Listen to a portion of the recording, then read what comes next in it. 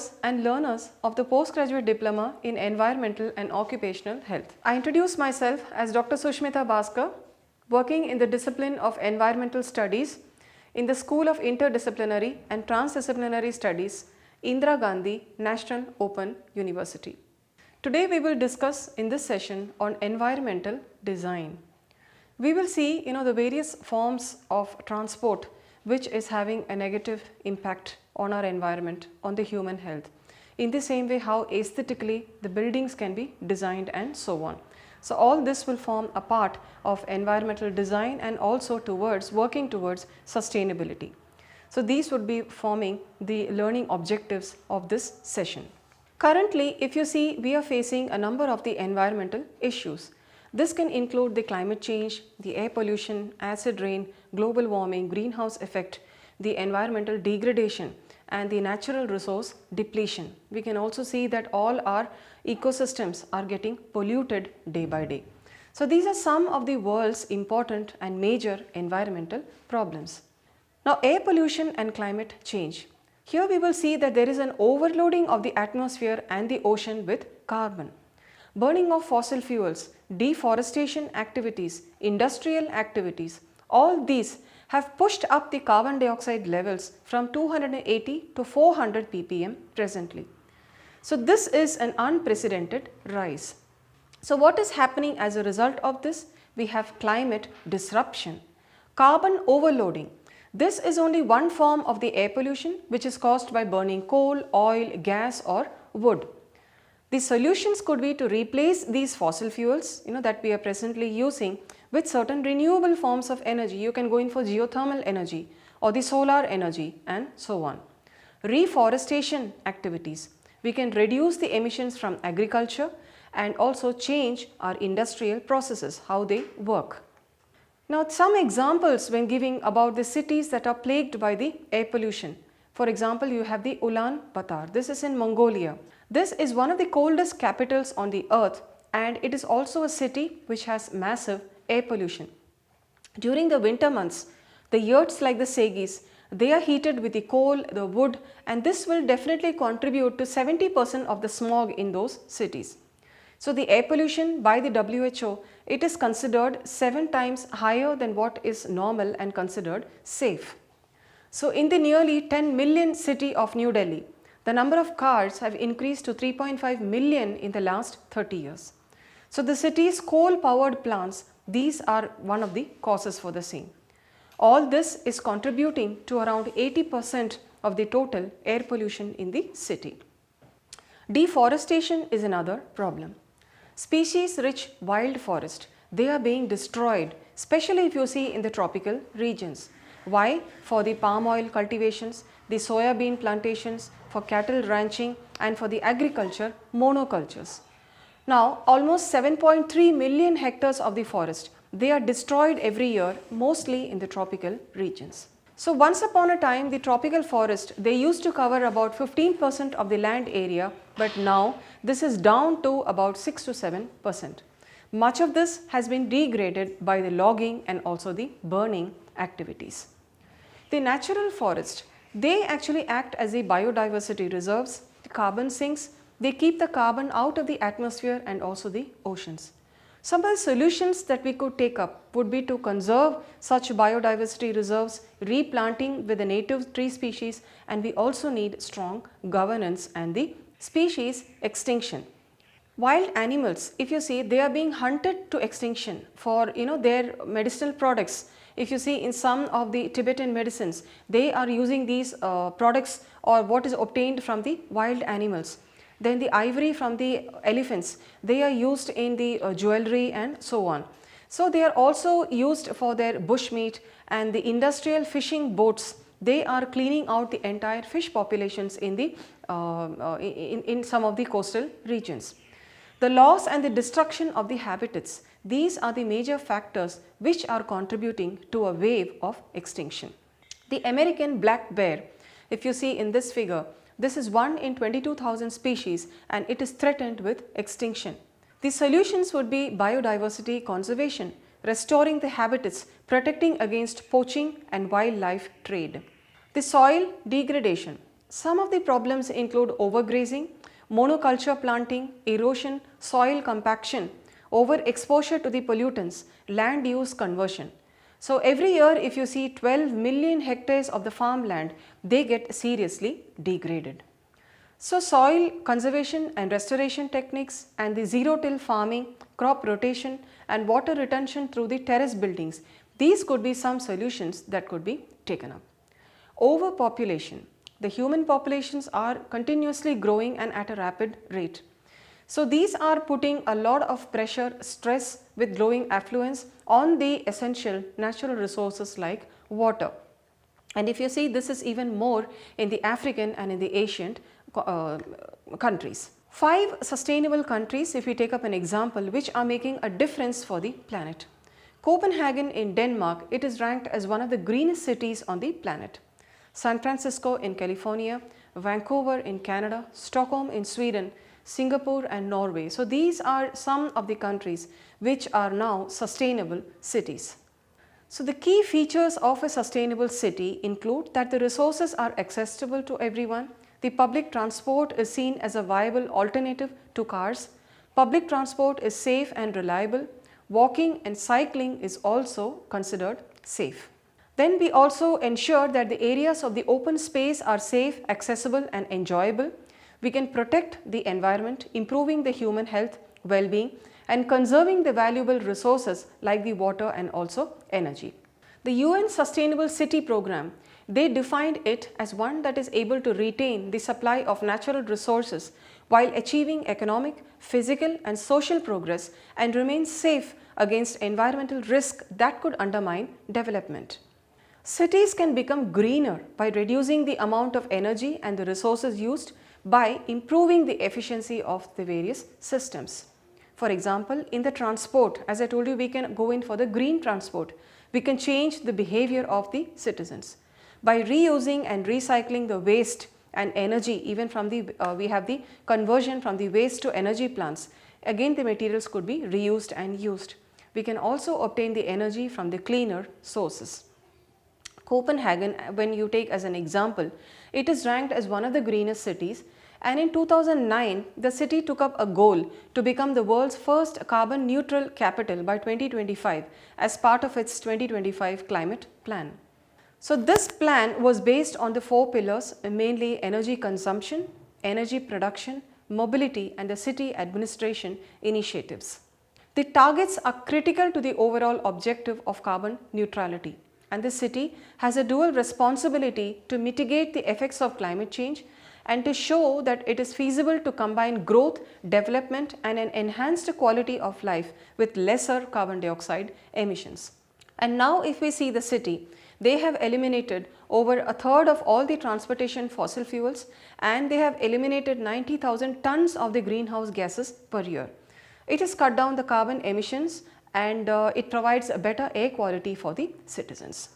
Again, we have the Copenhagen over there, which turns the waste into energy, and that can supply the energy for thousands of homes and businesses. So 30 years of focused energy policy has placed Denmark now at the forefront in development, and the use of renewable energy such as biofuels, wind power, the wave power and also the solar power. A smart city. This is a developed urban area that creates sustainable economic development and high quality of life by excelling in multiple key areas, mainly economy, mobility, environment, people, living and the government.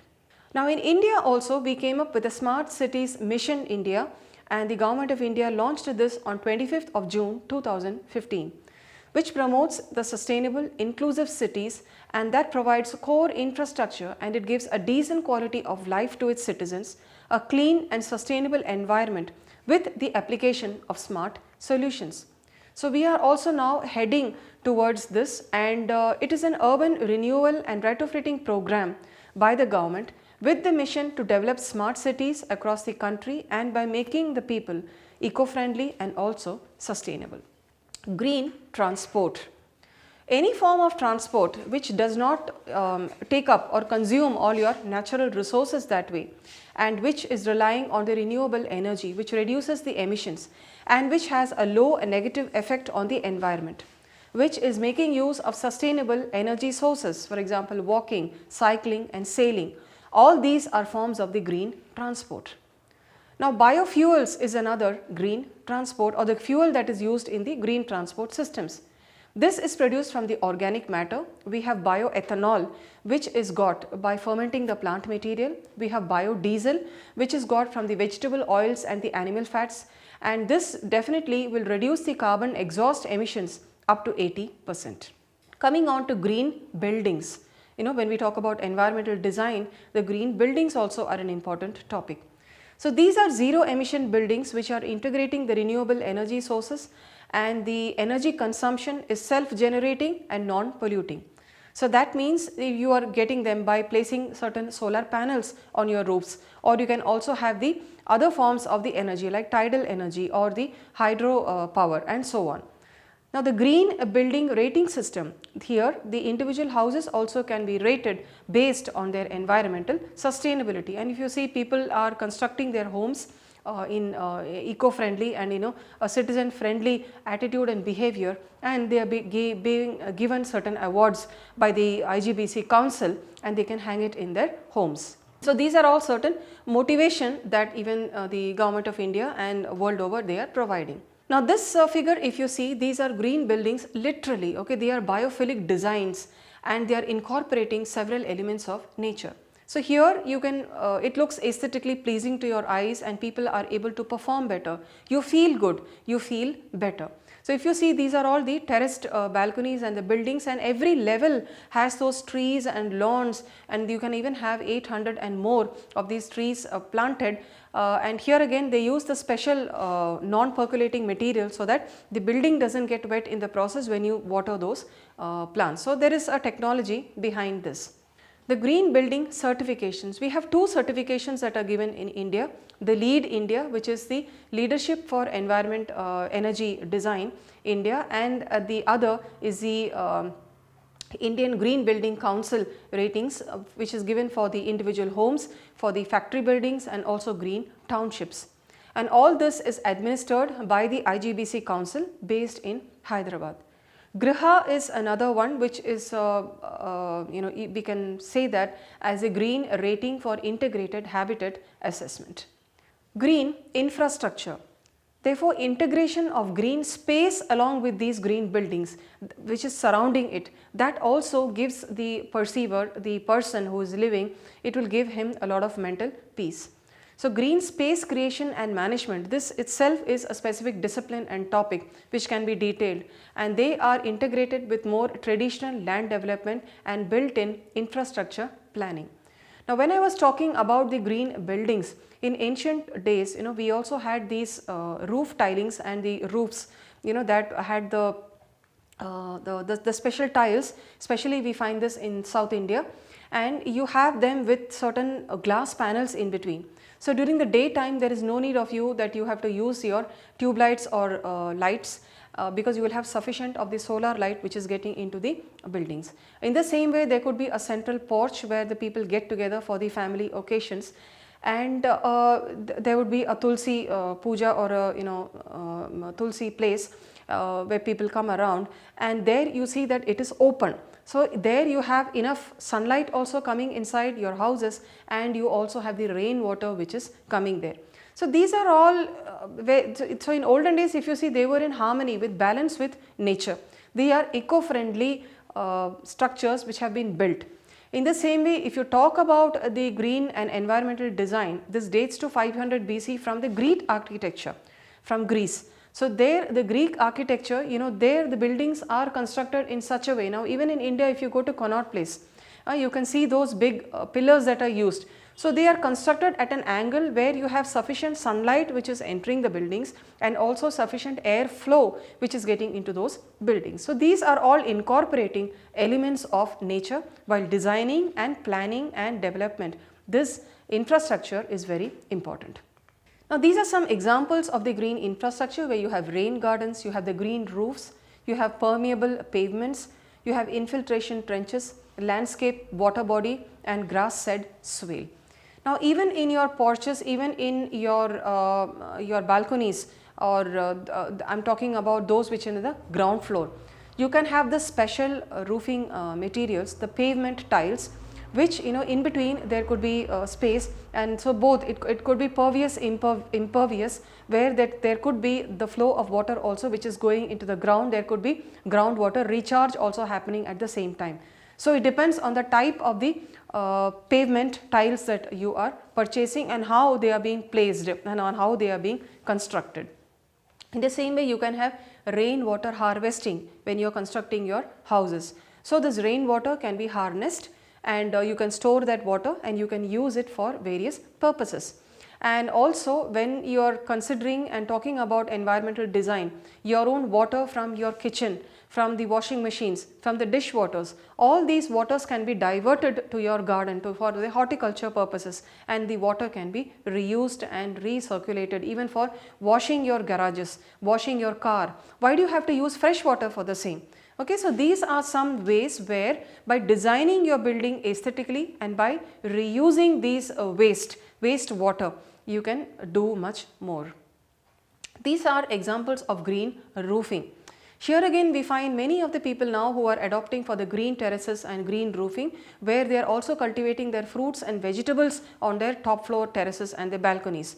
Okay, so here again they use the proper non-percolating material which is above the concrete slab, and then again one more layer of another engineering solutions and the material that is being used, and then they have the minerals that are provided to the plants, and then they have the top organic layer where you are planting these trees and the plants. So here you can actually reduce the amount of heat that is actually entering your homes, and the entire home is cool and it is pleasing to your eye. So you can actually go over there, have a sip a cup of coffee, you can do meditation, you can do yoga, you can exercise, you have your own green space. So this involves nothing but just a little bit of innovation, creative thinking, a little bit of designing, the amount of things that is going on into designing a building. In the same way, all the rooms in the houses, they should have a 60:40 wall window ratio. So the amount of air entering, the ventilation that is required in every room in the house, the amount of sunlight that is getting into the house, all this can actually reduce the amount of the energy consumption, the amount of cool air which is entering the building. And here again, when you have these plantations, in your balcony or your green roofs, the amount of, definitely the 2 to 3 degrees of the temperature also will be reduced inside your home. So you will remain cooler. So what are the benefits of these green spaces? Definitely you will have an increased life expectancy, reduced health inequality, psychological health and mental well-being is important. Here in this figure, you can see how people together in a community area, it could be in a park, each one of them is contributing. Maybe they are planting certain trees, they are planting saplings, they are collecting the trash, managing their waste effectively, recycling the waste. So then they are able to do their exercises, yoga, they are able to interact. So that green space, when everybody contributes a little bit, then for the entire community, for the entire society, we are doing wonders. So the conclusion and the summarization of this session would be that sustainable development is not possible without public participation, without my or your participation. There could be enormous pressure from the population growth, population explosion, and unsustainable use of the resources and pollution. But greening the environment along with traditional knowledge, I gave you some examples of how the houses were constructed before, how we were before, and now the modern technologies which would be applied by constructing green roofing, the materials that are going in the construction of the houses, all this, when you incorporate both this traditional knowledge and the modern technological and engineering solutions, then we can come up with wonders. I hope you have had a good understanding of the same. Thank you for your patient listening.